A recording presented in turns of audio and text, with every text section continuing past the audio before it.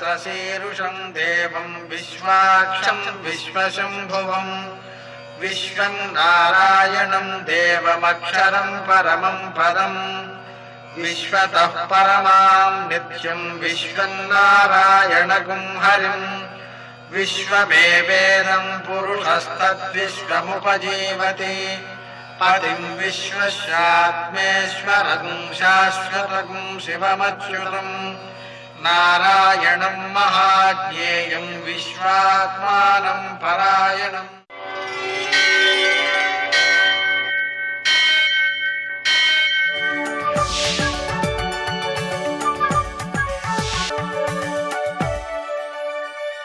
सूर्यशौर्यमथेन्दुरिन्द्रपदवी सन्मङ्गलं मङ्गलम्। यःकर्ता जगतां भर्ता संहर्ता महसां निधि प्रणमामि तमादित्यं बहिरन्तस्तमुपः। నేటి కాలమాన విశేషాలను గమనిద్దాం. స్వస్తి శ్రీ చాంద్రమాన దుర్ముఖనామ సంవత్సరం ఉత్తరాయణం వసంత ఋతువు వైశాఖ మాసం శుక్లపక్షం ఆదివారం.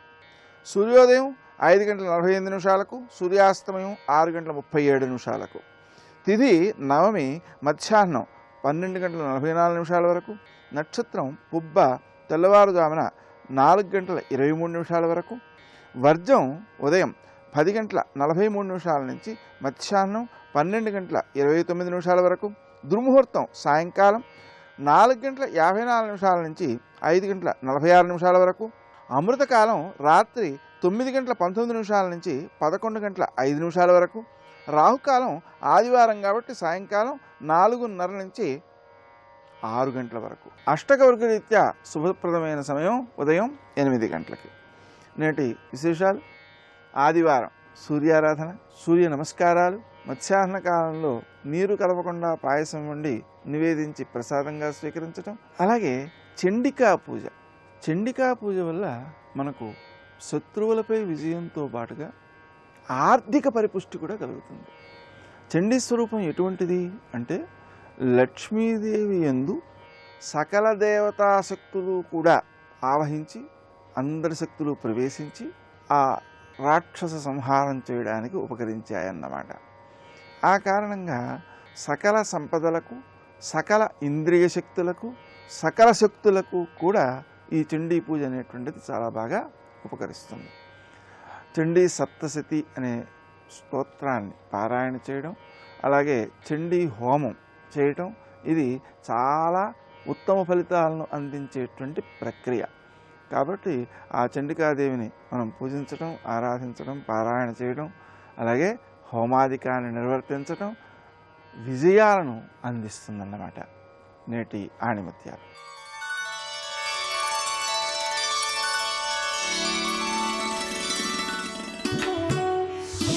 కొన్ని సందర్భాల్లో మౌనమే బంగారం.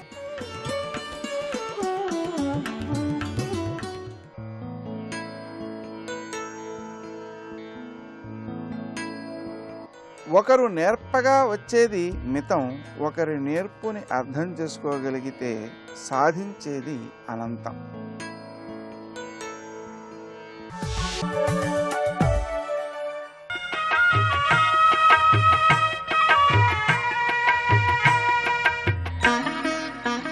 శ్రీ గణేశాయ నమః. శ్రీ సరస్వత్యై నమః. శ్రీపాదవల్లభ నరసింహ సరస్వతి. శ్రీ గురు దత్తాత్రేయాయ నమః. శ్రీ గణపతి సచ్చిదానంద సద్గురు పాదారవిందాభ్యాం నమో నమః. జయ గురుదత్త. నహృష్యత్యాత్మ సన్మానే నావమానేన తప్యతే గాంగో హ్రద ఇవాక్షోభ్య యస్స పండిత ఉచ్యతే. విదురుడు చెబుతున్నాడు, నిజమైన పండితుడు సన్మానానికి పొంగిపోడు, అవమానానికి కుంగిపోడు. గంగలో ఉండే లోతైన నీళ్ల మడుగులాగా అతి గంభీరంగా ఉండిపోతాడు. సముద్రంలాగా అని చెప్పచ్చు కదా. అలాంటల్లా గంగలో ఉండే నీళ్ల మడుగు అంటే అత్యంత పవిత్రమైంది. అంత పవిత్రంగా గంభీరంగా ఉంటాడు పండితుడున్నవాడు. ఈ విషయాన్నే మనుస్మృతిలో కూడా మహానుభావుడు అని చెప్పాడు. సమ్మానాద్ధి ద్విజోనిత్యం ఉద్విజేత విషాదివా. తనకి సన్మానం చేస్తానంటే నిజమైన పండితుడైన వాడు ఎవడైనా సరే వాడు విషం ఇస్తానంటే భయపడ్డట్టుగా భయపడాలి.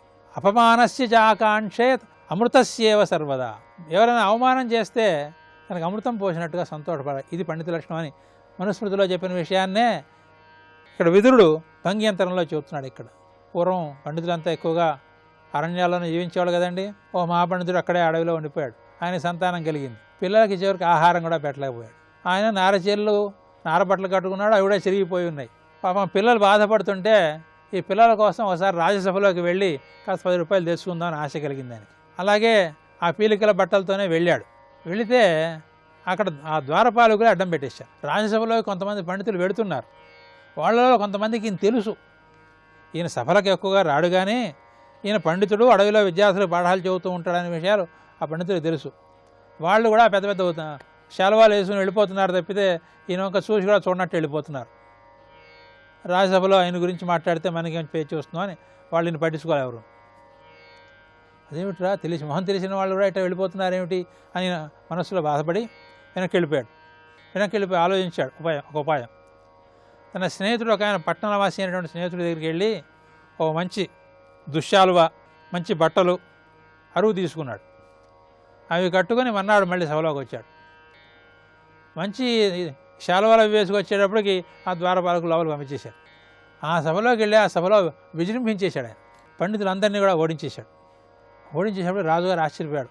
ఇంత మహాపండితుడు ఉన్నాడా మనకు తెలియదే, ఇంతకాలం నుంచి ఈ పండితులే పండితులు అనుకున్నాం, ఇంతమంది పండితులు ఉన్నారు, నోరెత్తలేకపోయారు ఆయన ముందర అని చెప్పేసి ఆయనకి అందరూ కూడా ఓడిపోయిన వాళ్ళంతా గెలిచిన వాడికి పాదనమస్కారం చేయాలనే నియమం ఉంది కనుక అందరూ ఆయన పాదనమస్కారం చేయండి అని రాజుగారు ఆజ్ఞాపించేశాడు. ఆ పండితులంతా ఆయనకు నమస్కారం చేయడానికి సిద్ధపడ్డారు. ఆయన ఒక క్షణం ఆగండి అన్నాడు. ఆగండి అని ఆ మహాసభలోనే ఆ నెత్తి మీద ఉండే తలబాగా, మీద వేసుకున్న శాలువ అవన్నీ తీసి అక్కడ పెట్టాడు. పెట్టి నాకు కాదండి వీడికి నమస్కారం చేయండి అన్నాడు. అదేమిటయ్యా అన్నారు. అవునండి, నిన్న ఇదిగో ఈ నార చీరలతో నేను వచ్చాను, వస్తే నాకు లోపలికే ప్రవేశం కలగలేదు. ఇవాళ నాకు ప్రవేశం కలిగించింది ఎవరంటే నా పాండిత్యం కాదు, ఈ నెత్తి మీద పెట్టుకున్న టోపీ, ఈ కప్పుకున్న శాలువ, ఇవే నాకు రాజ్యసభ ప్రవేశం కలిగించినాయి. కనుక గెలిచింది ఎవరంటే ఇవే, వీడికి నమస్కారం, నాకు నమస్కారాలు అక్కర్లేదండి. కాదయ్యా వాళ్ళు నేను పండితులతో నమస్కారం నేను తీసుకోనండి, అట్లాగా పండితుల్ని అవమానం చేయడం అనేది మా పద్ధతి కానే కాదు. అంచేత ఎప్పుడు కూడా మేము అలాగే ఒకే స్థితిలో ఉంటాం, పవిత్రంగా ఉంటాం. ఆటవిక జీవనం కాదు మేము చేసేది, తాపస జీవనం మేము చేస్తాం అని ఆయన చెప్పాడు. అప్పుడు అందరూ కూడా ఆశ్చర్యపోయి ఆయన్ని చాలా మహానుభావుడిగా గుర్తించి ఆయన సగం సత్కారాలు చేశారు. వాళ్ళ పండితులు కూడా గర్వాన్ని పరీక్షించి శాంతంగా జీవించారు. దీన్ని బట్టి మనకి ఏం తెలుస్తోందంటే, నిజమైనటువంటి అంతఃసారం కలిగినటువంటి పాండిత్యం ఎవరికైతే ఉంటుందో, ఎవరికైతే నిజమైన జ్ఞానం ఉంటుందో వాళ్ళు ఇతరులను అవమానించరు, డాంబికాలు ప్రదర్శించరు. వాళ్ళ దగ్గర నిజమైనటువంటి శక్తి ఉంటుంది, పవిత్రత ఉంటుంది, తపస్సు ఉంటుంది. అటువంటి వాళ్ళని మనం మనసులో స్మరించుకున్నా మనకి పుణ్యమే. అటువంటి జీవిత సాధన కోసం మనం కృషి చేద్దాం. జయ గురుదత్త.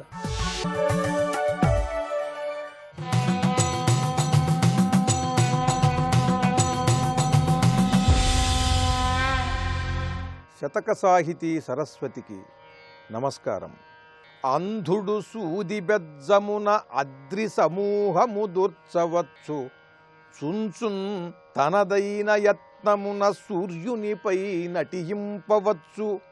సచ్ఛందము వీడి ప్రాగృషులు చప్పిడి కైతలు వ్రాయవచ్చు. నీ చందము మారదెప్పటికి సత్యము పృథ్విని రామబాణమా. ఓ రామబాణమా, అంధుడు సూది బెజ్జమున అద్రి సమూహము దూర్చవచ్చు. మహాపర్వతాల వరుస ఉంటుంది. ఒక్కొక్క పర్వతం 4000 అడుగులు 5000 అడుగులు ఎత్తున ఉంటాయి. ఆ పర్వతాలను ఒక కనుచూపు లేనివాడు, పుట్టుకతోనే కంటి చూపు లేని వ్యక్తి అంధుడు సూది బెజ్జమున అద్రి సమూహము దూర్చవచ్చు. ఈ కొండల వరుసను ఒక పర్వతం తరువాత ఒక పర్వతాన్ని ఈ సూది బెజ్జంలోంచి కళ్ళు లేనివాడు ఇటు నుంచి అటు దూరిస్తే దూర్చుగాక. చుంచున్ తనదైన యత్నమున సూర్యునిపై నటింపవచ్చు. ఇళ్లల్లో తిరిగే చుంచెలుక అది ఎంత ఉంటుంది, అది దాని ప్రయత్నంతో అది ఇక్కడ నుండి ఈ భూమండలం నుండి పైకి ఎగిరి సూర్యమండలం మీదకు వెళ్ళి ఆ సూర్యమండలం మీద నాట్యం చేస్తే చేయవచ్చు. చుంచున్ తనదైన యత్నమున సూర్యునిపై నటింపవచ్చు. సచ్ఛందము వీడి ప్రాగృషులు చప్పిడి కైతలు వ్రాయవచ్చు. ఛందోబద్ధమైనటువంటి దివ్య కవిత్వం రాసే ప్రాగృషులు ఆ ఛందస్సుని వదిలివేసి పామరజనాన్ని రంజించటం కోసం సప్పిడి కవిత్వం రాస్తే రాయవచ్చుగాక. కానీ నీ చందము మారదెప్పటికి సత్యము పృథ్విని రామబాణమా. ఒక చుంచెలుక భూమి మీద నుండి పైకెగిరి సూర్యబింబం పైన నాట్యం చేస్తే చెయ్యవచ్చు. ఒక గుడ్డివాడు సూది బెజ్జంలోంచి కొండల వరుసని దూర్చవచ్చు. మహర్షులు వారు హిమవత్ పర్వతాలలో చేసే తపస్సు మానేసి ఈ సమాజంలోకి వచ్చి పామరజనులను రంజించే అల్పమైన కవిత్వాన్ని వ్రాస్తే వ్రాయచ్చు. కానీ నీ చందము మారదెప్పటికి సత్యము పృథ్విని రామబాణమా.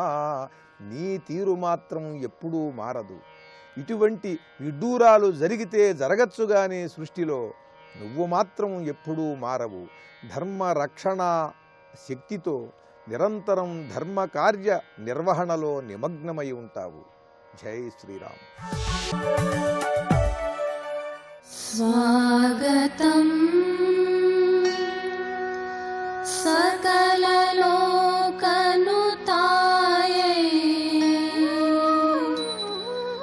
స్వాగతం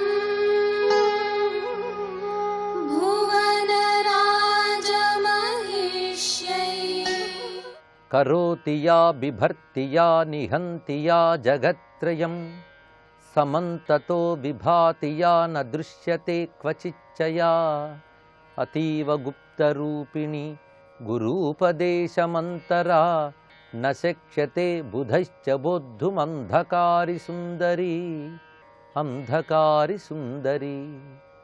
శివాయ గురవే నమః. శ్రీమాత్రే నమః. శ్రీ విష్ణురూపాయ నమః శివాయ.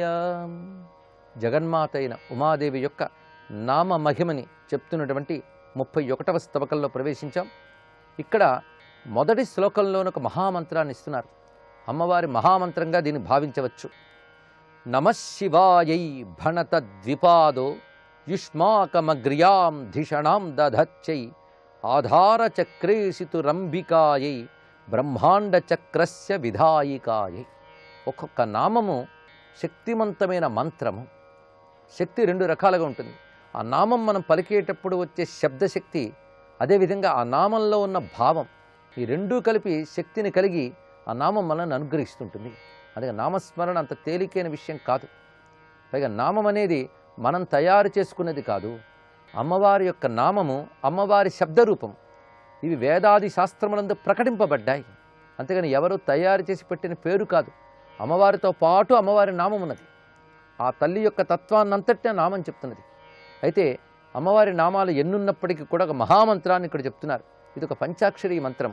అదే నమశివాయై అన్నారు ఇక్కడ. దానితోనే ప్రారంభమవుతున్నది ఈ శ్లోకం. ఒక విధంగా ఈ శ్లోకమంతా కూడాను పారాయణ చేయదగ్గ విధంగానే చెప్పబడుతున్నది. అమ్మవారి మంత్రం నమశివాయై, అయ్యవారి మంత్రం నమశివాయ. అది పుంలింగం, ఇది స్త్రీలింగం, అంతే తేడా. రెండూ ఒక్కటే. అందుకే తల్లి యొక్క పంచాక్షరి నమశివాయై అని చెప్పబడుతున్నది. అయ్యవారి పంచాక్షరి నమశివాయ. దీనిని మరొక క్రమంలో శివాయ నమః అనడం, శివాయై నమః అనడం కూడా కనబడుతుంది. రెండింటినీ కలిపి మంత్రంగా శాస్త్రం చెప్తున్నది. ఎవరైనా సరే సరి అయిన నియమాలతో జపం చేసుకుంటే సిద్ధి కలిగించే మహామంత్రం శ్రీ శివాయ నమః నమశివాయై. ఇది మహామంత్రం. 11 అక్షరాల మహామంత్రం అవుతున్నది. ముందు శ్రీకారం పెట్టడం ఒకటి, తర్వాత శివాయ నమః అని చెప్పినప్పుడు శివుడు నమశివాయై. ఇది నిజానికి ఏ ఉపదేశముల అవసరం లేకుండా ప్రతివారు సామాన్య నియమాలతో జపం చేసుకోవచ్చు. ఈ విష్ణు శాస్త్రం చదవడానికి ఏ పాటి పవిత్రత శుచి అవసరమో అదే విధమైనటువంటి శుచితో ఈ మంత్రములు జపం చేసుకోవచ్చు.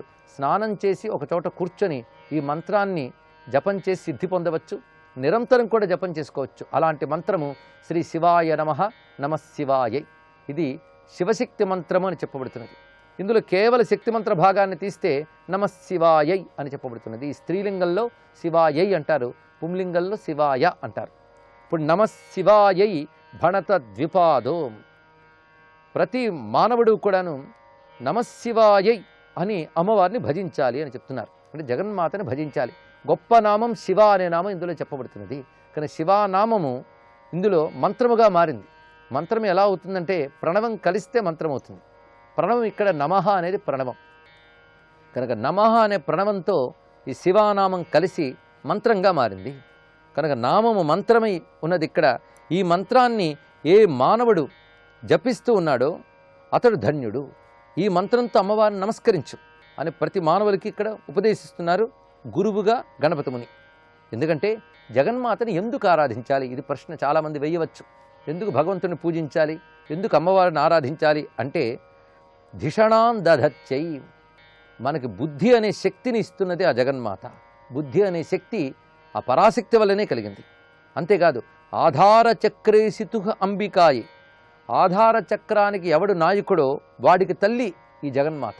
ఆధార చక్రం అంటే మూలాధారం, దానికి నాయకుడు గణపతి, గణపతికి తల్లి అమ్మవారు. అలాంటి ఆ జగన్మాతకు నమస్కరించు. అదేవిధంగా ఈ తల్లి బ్రహ్మాండ చక్రస్య విధాయికాయి, నీలో మూలాధార శక్తికి మూలమైనది, అదేవిధంగా బ్రహ్మాండ చక్రాన్ని నడుపుతున్నది, బుద్ధిశక్తిని ఇచ్చినది అయినటువంటి ఆ తల్లిని శివానామముతో నమస్కరించు అని శ్లోకం యొక్క భావం. ఇక్కడ శివ అనేటువంటి నామాన్ని చూపిస్తున్నారు. ఇలా అమ్మవారి నామములన్నీ మధురములే. శివ, భవాని, రుద్రాణి, లలిత, గౌరీ, ఉమా, లక్ష్మి, సరస్వతి ఇత్యాది నామములన్నీ కూడాను దివ్యమైనటువంటివి. ఇందులో ఏ నామమైనా మనం స్వీకరించి ధన్యులమైపోవచ్చు. కానీ నామస్మరణ చెయ్యకుండా బ్రతకరాదు అని చెప్పడం ఇక్కడ. పైగా ద్విపాదహ అని ఒక మాట వేశారు ఇక్కడ. అంటే 2 కాళ్ళవాడు అని మానవుడికి ఒక పేరు. అంటే 2 కాళ్ళ పశువు, మిగిలిన వాడికి 4 కాళ్ళు ఉంటాయి. కానీ పశువు లాంటి మనకి ఒక బుద్ధిశక్తి, ఒక మూలాధార శక్తి, ఆ మూలాధార శక్తిని తెలుసుకునేటువంటి ఒక ఎరుక ఉన్నది, మానవులకు మాత్రమే ఉన్నది. ఇలాంటి బుద్ధినిచ్చిన అమ్మవారికి కృతజ్ఞతతో నమస్కరించుకోవాలి అని చెప్తూ, నామస్మరణ అనేది ఒక పిలుపు, ఒక ధ్వని. ఈ ధ్వని మనం లోకంలో చాలా చోట్ల చూస్తూ ఉంటాం. ఎలాగూ అంటే ఆవు అంబా అని అరుస్తుంది, అదేవిధంగా ఆవు కోసం దూడ అంబా అని అరుస్తుంది. ఆ దూడ ఆవు కోసం అంబా అని ఎలా అరుస్తున్నదో మనం కూడా జగన్మాత కోసం అంబా అని అరవాలి. ఈ విషయం చాలా గొప్పగా ధ్వనింపజేస్తున్నారు ఇక్కడ. అంబా అనే నామమే చాలా విశేషమైనటువంటిది. నదంతి గావోపి విశిష్టకాలేషు అంబేతి యో నాహ్వయతే సకింన లక్ష్యం పునః ప్రాణవదస్తు సర్వం సర్వస్య చాంతర్హి పరాస్తి శక్తి. చాలా విశేషమైన శ్లోకం ఇది. నదంతి గావోపి విశిష్టకాలేషు, ఇక్కడ దూడలు విశిష్ట కాలములు యందు, విశిష్ట కాలములు అంటే ఆకలి వేసినప్పుడు పాలు పితికే సమయాల్లో దూడలు ఆవులను ఉద్దేశించి అంబా అని అరుస్తూ ఉంటాయి. అదేవిధంగా మనం కూడా మనకు మూలమైన పరాశక్తిని అంబా అని పిలవాలి అని చెప్తున్నారు ఇక్కడ. దూడ ఆవుని పిలవడం అంబా అని ఎంత సహజమో మనకు కూడా అమ్మవారిని పిలవడం అంత సహజం. ప్రాణమున్న ఎవరైనా అమ్మవారిని పిలవాలి అని చెప్తున్నారు ఇక్కడ. ఎందుకంటే ప్రాణం ఉంటేనే శబ్దం ఉంది. శబ్దం ఉంది అంటే ప్రాణం ఉంది అని అర్థం. కనుక ప్రాణం గలవారే శబ్దం చేయగలరు. ఈ శబ్దము అంబా అనే శబ్దము ఇది ప్రాణం వల్ల కలుగుతున్నది. అయితే ప్రాణం దేని వల్ల కలుగుతున్నది అంటే మన అంతర్గతమైన ఒక శక్తి వల్ల ప్రాణం కలుగుతున్నది, ప్రాణం వల్ల శబ్దం కలుగుతున్నది. కానీ శబ్దము నామమైనప్పుడు, ఆ నామానికి ఆధారం ప్రాణమైనప్పుడు, ప్రాణానికి కూడా ఆధారమైన పరాశక్తి తల్లి వంటిదే అవుతున్నది ఇక్కడ. కనుక ఇక్కడ ప్రాణము ఇక్కడ దూడ వలె పోల్చబడుతున్నది, అక్కడ ప్రాణం వల్ల పలికే శబ్దము నామముగా పోల్చబడుతున్నది. ఈ ప్రాణానికి కూడా మూలమైన ఆత్మశక్తి అమ్మవారుగా చెప్పబడుతున్నారు. అందుకే ప్రాణమున్న ఎవరైనా ఆ భగవన్ నామాన్ని పలకాలి. ఇలాగా ప్రాణవంతుడికి లక్ష్యము అమ్మవారి యొక్క నామమే అని చూపిస్తున్నారు ఇక్కడ. ఆ నామము యొక్క విశేషాన్ని చెప్తూ, ఆత్మాన్యుతాన్యత్ర విధాయ లక్ష్యం తాం శక్తి మాధ్యాం అఖిలేషు సుప్తాం యావత్ ప్రబోధం ముహురాహ్వయస్వ ప్రబుధ్యతే సా యది కిన్న సాధ్యం. చాలా విశేషమైనటువంటి శ్లోకంలో ఇది ఒకటి చెప్పుకోవాలి. ప్రబుధ్యతే సా యది కిన్ వసాధ్యం. ఇందులో విశేషమైన అంశం ఏమిటి అంటే, ఎవరైనా పడుకునుంటే వాళ్ళని లేపేటప్పుడు తడతాం, తర్వాత పేరు పెట్టి పిలుస్తాం, వాళ్ళు లేచే వరకు పిలుస్తాం. ఎంతవరకు పిలవాలి అంటే లేచే వరకు, అది ఇక్కడ అర్థం. అదేవిధంగా ప్రతివారిలో భగవచ్చక్తి నిద్రిస్తూ ఉంటుంది. ఆ నిద్రిస్తున్న భగవచ్చక్తిని మేల్కొల్పే వరకు పిలవాలి. ఆ పిలుపు పేరే నామస్మరణ. కనుక నామస్మరణ అంటే మన లోపల ఉన్న భగవత్ శక్తిని మేల్కొలిపేటటువంటి మహాప్రయత్నము. ఇది తెలుసుకోవాలి. కనుక ఎవరైనా అమ్మ నామాల్ని పలుకుతున్నారు అంటే వాళ్ళ లోపల నిద్రిస్తున్న చిచ్చక్తిని మేల్కొలుపుతున్నారని అర్థం. ఒక్కసారి చిచ్చక్తి మేల్కొందా వాడికి అసాధ్యమనేది లేదు. ఎవరిలో భగవచ్శక్తి మేల్కొంటుందో వాళ్ళు మహాత్ములు, వాళ్ళు దేన్నైనా సాధించగలరు. అలాంటి భగవచ్శక్తిని మేల్కొల్పాలి అంటే ఏం చేయాలి? యావత్ ప్రబోధం ముహురాహ్వయస్య, మేల్కొనే వరకు పిలవాలి. ఆ పిలుపే నామస్మరణ. కనుక లలిత, అమ్మా, దుర్గా, జగజ్జనని అని ఆనందంతో అరిచి పిలుస్తూ ఉంటే ఆ లోపలున్న భగవచ్శక్తి మేల్కొంటుంది. ఆ తల్లి మేల్కొందా సాధించలేనిది ఏముంటుంది అన్నారు ఇక్కడ. అదే ఇక్కడ చివరి వాక్యంలో ప్రబుధ్యతే సా యది కిన్ వసాధ్యం, అది కానీ మేల్కొంటే అసాధ్యం అనేది లేదు, ఇది చెప్తున్నారు. కనుక భగవన్నామ స్మరణ మన లోపల భగవచ్శక్తిని మేల్కొల్పుతున్నది అనే భావాన్ని చక్కని ఉపమానంతో ఆవిష్కరించారు. దీన్ని బట్టి నామస్మరణ యొక్క ప్రాధాన్యం అందరూ తెలుసుకోగలగాలి. ఎందుకంటే అనడానికి తేలిగ్గా ఉంది గనక అంత తేలిగ్గా తీసిపారేయడానికి లేదు. అందులో శక్తి మాత్రం అపూర్వముగా ఉన్నది. అది ఆలోచించవలసినటువంటి అంశం. పెద్దలు ఒక విషయాన్ని చెప్పారంటే ఎంతో ఆలోచించి ఎంతో తపస్సు చేసి మనకి ఇస్తారు. ఆ ఆలోచన తపస్సు లేని మనం అదేదో తేలిగ్గా పక్కన పెట్టేస్తుంటాం. అందుకే నామస్మరణ సామాన్యమైన అంశం కాదు. అనేక యోగాల కంటే, యాగాల కంటే, తపస్సుల కంటే కూడా గొప్పది నామస్మరణ. అదే పెద్దలు అనేక చోట్ల భగవన్నామస్మరణ ప్రాధాన్యాన్ని చెప్తున్నారు. చాలదా హరినామ సౌఖ్యామృతము తమకు, చాలదా హితమైన చవులెల్లను సగా అని అన్నమాచారి చెప్పారు ఇక్కడ. అదొక్కటి చాలదా, ఇది ఒకటి హరినామమింతైన చాలదా. సర్వం శ్రీ జగన్మాతృ చరణారవిందార్పణమస్తు.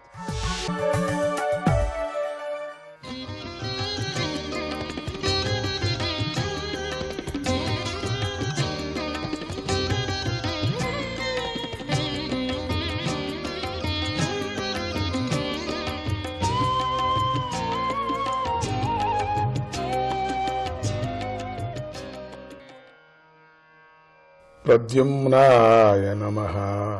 మనుచక్రవర్తి ఈ విధంగా జాగ్రత్త, స్వప్న, సుషుప్తి అనేటువంటి 3 అవస్థల్లోనూ వాసుదేవుడికి సంబంధించిన జ్ఞానంలోనే మునిగిపోయి ఆధ్యాత్మిక, ఆదిభౌతిక, ఆదిదైవిక తాపాలను జయించాడు. సత్వ, రజస్సు, తమో గుణాలను అతీతమైన స్థితిని పొందాడు. తన మన్వంతర కాలం మొత్తం 71 మహాయుగాలను ఆయన భగవంతుని జ్ఞానంలోనే లీనమై గడిపేశాడు. శారీరా మానసా దివ్య వయాసేయే చ మానుషాః, వయాసేయే చ మానుషాః భౌతికాచ్చ కథం క్లేశా బాధంతే హరి సంశ్రయం. ఓ విదురా, జ్వరము మొదలైనవి శరీరానికి సంబంధించిన క్లేశాలు, శోకము మొదలైనవి మనస్సుకు సంబంధించిన క్లేశాలు. వీటిని ఆధ్యాత్మిక క్లేశాలు అంటారు. నానావృష్టి మొదలైనవి అంటే దైవం వల్ల కలిగేవి ఆదిదైవిక క్లేశాలు. శత్రుపీడ, పాముకాటు మొదలైనవి పంచభూతాల వల్ల కలిగే ఆది భౌతిక క్లేశాలు. శ్రీహరిని ఆశ్రయించిన వారిని ఏ క్లేశాలు బంధించలేవు. మనుచక్రవర్తి ఎల్లప్పుడూ సకల ప్రాణుల మేలును కోరుకునేవాడు. ఆయనను మునులు ధర్మం గురించి చెప్పమని అడిగారు. అప్పుడు ఆయన సకల మానవులకు, వర్ణాశ్రమాలకు సంబంధించినటువంటి అనేక విధాలైనటువంటి ధర్మాలను బోధించాడు. ఈ ధర్మాలు మానవులకు శుభాన్ని కలిగిస్తాయి. ఓ విదురా, మనుచక్రవర్తి మొట్టమొదటి చక్రవర్తి. ఆయన యొక్క చరిత్ర అత్యద్భుతమైనది, కీర్తించదగినది. దానిని మీకు చెప్పాను. ఇప్పుడు ఆయన కుమార్తె అయినటువంటి దేవహూతి యొక్క గొప్పదనాన్ని గురించి చెబుతాను విను అని విదురునితో అన్నాడు. 3వ స్కందంలోని 22వ అధ్యాయం సమాప్తమవుతున్నది. ఇక మనం 23వ అధ్యాయం కానికి వెళుతున్నాం. ఈ 23వ అధ్యాయంలో సమాధిలో ఉన్న కర్దముడిని దేవహూతి సేవించుకోవటమో, కర్దముడు ఒక దివ్య విమానాన్ని నిర్మాణం చేసి అందులో తన భార్య అయిన దేవహూతితో కలిసి విహరించటం. ఆ దంపతులకు 9 మంది ఆడపిల్లలు జన్మించటము అనేటువంటి విషయాలు చెప్పబడ్డాయి.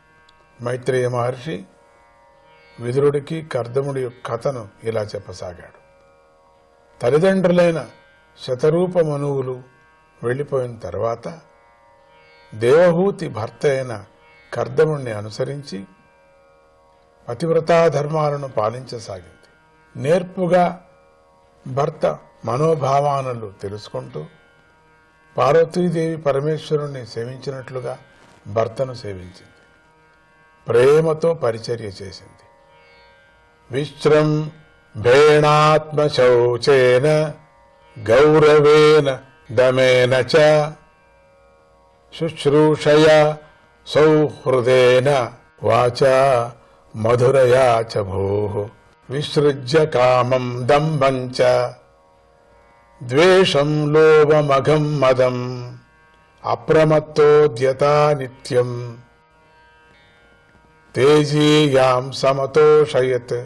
చనువు, అంతఃకరణ శుద్ధి, ఆదరము, ఇంద్రియజయము, సేవాభావము, ప్రేమ, మధురమైన వాక్కు అనే గుణాలను ఆమె కలిగి ఉంది.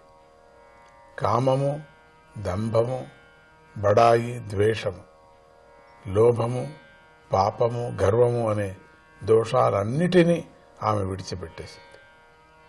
తేజశాలి అయిన కర్దమమునిని శ్రద్ధతో నిత్యము సేవించి సంతోషపెట్టింది. మనుపుత్రి అయిన దేవహూతి భర్తను దైవం కంటే గొప్పగా ఎంతో కాలం సేవించింది. మనస్సులో గొప్ప కోరికలను పెట్టుకొని వ్రతానుష్ఠానాల్లో ఆమె చిక్కిపోయింది. అలా ఉన్న తన భార్యను ఒకనాడు కర్దమ మహర్షి చూశాడు.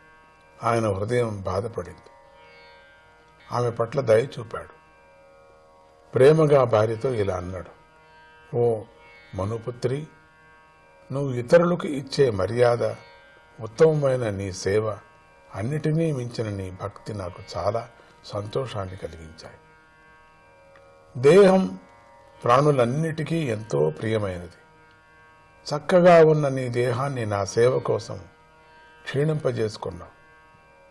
నేను స్వధర్మాన్ని నిష్ఠగా పాటించాను. ఏకాగ్ర చిత్తంతో తపస్సు, ధ్యానము, ఉపాసన చేశాను. భగవంతుడి మహిమలను సంపాదించాను. ఆ మహిమల ద్వారా లభించే దివ్య భోగాల వల్ల భయం గాని, శోకం గాని నాకు లేదు. నన్ను ఎంతో శ్రద్ధతో సేవించిన నీకు కూడా అవి వశమయ్యాయి. నేను నీకు దివ్య దృష్టిని ఇస్తున్నాను. వాటిని చూడు. స్వర్గము మొదలైన ఇతర భోగాలు ఎన్నో ఉన్నాయి. అయినా కూడా అవన్నీ సర్వశక్తివంతుడైన శ్రీహరి కనుబొమ్మల కదలికలతో నశించిపోతున్నాయి.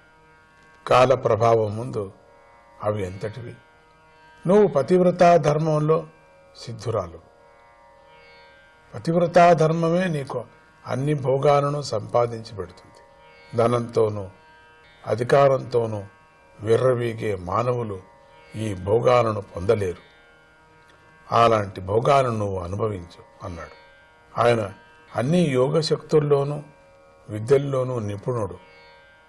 ఆయన ఇలా మాట్లాడడంతో అమాయకురాలైన దేవహూతి మనస్సులోని చింత తొలగిపోయింది. ఆమె సిగ్గుపడుతూ చూసింది. ఆమె ముఖం చిరునవ్వుతో ప్రకాశించింది. వినయంగాను ప్రేమగాను భర్తతో ఇలా పలికింది: ఓ విప్రశ్రేష్ఠ, మీరు అమోఘమైన యోగశక్తి సంపన్నులు, సిద్ధపురుషులని నాకు తెలుసు. మీరు నా భర్త. వివాహ సమయంలో సంతానం గురించి మీరు మాట ఇచ్చారు. కనుక మనమిద్దరం కలిసి ఆనందించాలని నా కోరిక. పతివ్రతలకు శ్రేష్ఠుడైన భర్తతో సంతానం పొందటం అనేది గొప్ప లాభంతో సమానం. మీరు శాస్త్రోపదేశాన్ని అతిక్రమించకుండా మన విహారానికి కావలసిన సాధనా సామగ్రిని సంపాదించండి. మిమ్మల్ని చూస్తున్న కొద్దీ నా హృదయాన్ని మన్మథుడు కలవరపెడుతున్నాడు. మీతో ఆనందించాలనే కోరిక నాకు అధికంగా ఉంది. అయితే నా ఈ దేహం కృషించిపోయి దీనంగా ఉంది. మన విహారానికి ఈ దేహం అనుకూలమయ్యేటట్లుగా అనుగ్రహించండి. అలాగే మన విహారానికి యోగ్యమైన మంచి భవనం గురించి కూడా ఆలోచించండి అన్నది.